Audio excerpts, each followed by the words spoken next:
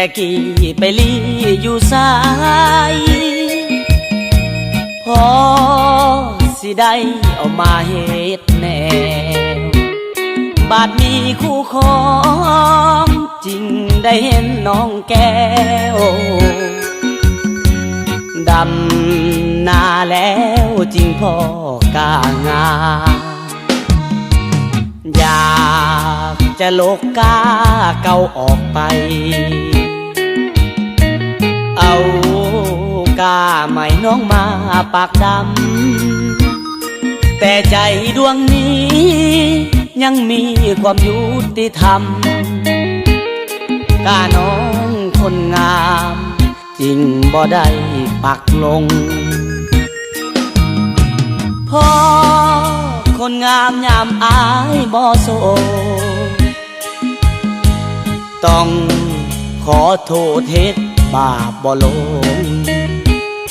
กาน้องให้มาอายนี้สิเอาไปส่งให้น้องอานงปักลงไว้หน้าผู้ใหม่จากถนอมพันกาต้นเก่าใส่ฝุ่นเอาให้งามสดใส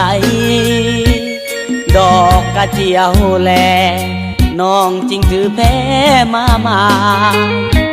บาดมีหัวอ้อมไว้จึงได้พอกันน้อนา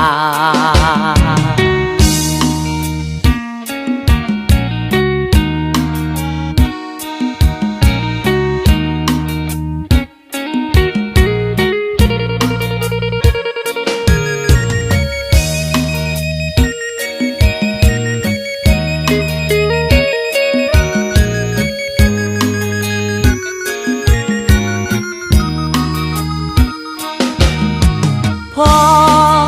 คนงามยามอายบ่โซต้องขอโทษเฮ็ดบาปบ่ลงกาน้องให้มาอายนี้สิเอาไปส่งให้น้องอานงปักลงไว้หน้าผู้ใหม่จากถนอมพันกาต้นเก่าใส่ฝุ่นเอาให้งามสดใส